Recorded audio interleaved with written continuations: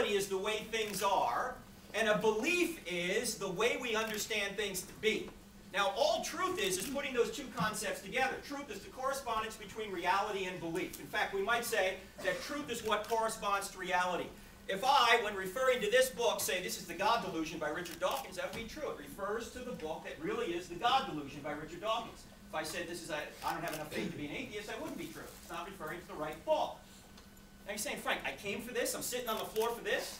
This is very obvious. Why are you saying this? Because in today's culture, our first duty is to state the obvious. People are denying the obvious. They're denying there's truth out there. Now, we'll see why that's a problem again here in a minute, but I'd like to start with a concept known as the law of non-contradiction.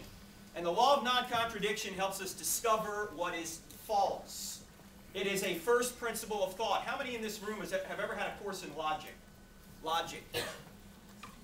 Okay, maybe about 20% of us. Logic used to be required in public schools. We don't teach it anymore. And I think it's pretty evident.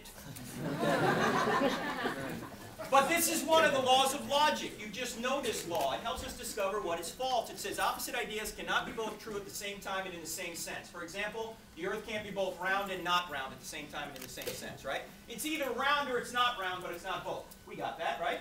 Now, some people say, well, this doesn't apply to religious claims. I disagree. In fact, let me give you a religious claim that the law of non-contradiction applies to. You see these two gentlemen here? Richard Dawkins, probably the most famous atheist in the world right now. Brilliant guy, teaches at Oxford. He says God does not exist. There's another brilliant guy teaching at Oxford as well. His name is John Lennox. He says God does exist. In fact, Dawkins and Lennox debated in Birmingham, Alabama in October of 2007. If you Google it, you can find the debate. Okay, now here's my question. Can both of these positions be right? No, they both can't be right. I mean, if Dawkins is right, Lennox is wrong. If Lennox is right, Dawkins is wrong. But they're both not right and they're both not wrong, right? Okay? So who's right in this case? I'll give you a hint. It's Lennox. But you see, there's a difference between an assertion and an argument. I just asserted that Lennox was right. I can give you an argument. I'm going to give you an argument here in a few minutes. Okay? I'm going to give evidence that I think Lennox is right. All I want to point out here is that the law of non-contradiction applies to religious claims. God does exist or he doesn't exist, but it's not both. Okay?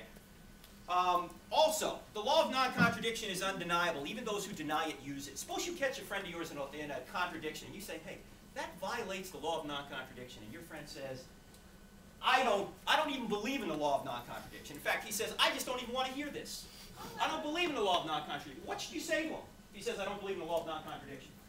You should say, you do believe it. He's going to say, no, I don't. You're going to say, you do believe in it. He's going to say, no, I don't. You're going to say, you do believe in it because you're using it right now to contradict me.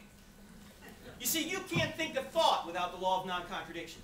The law of non-contradiction is to thinking what your eyes are to seeing. You can't see without eyes, and you can't think without the law of non-contradiction.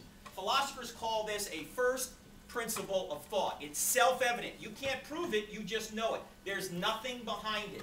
It is the intellectual tool you use to discover everything else, along with the law of the excluded middle, the law of identity. All of these are basic laws of logic that we all intuitively understand.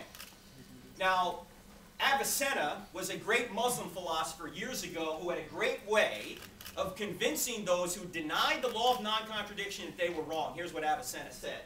He said, anyone who denies the law of non-contradiction should be beaten and burned. Until he admits to be beaten is not the same as not to be beaten, and to be burned is not the same as not to be burned.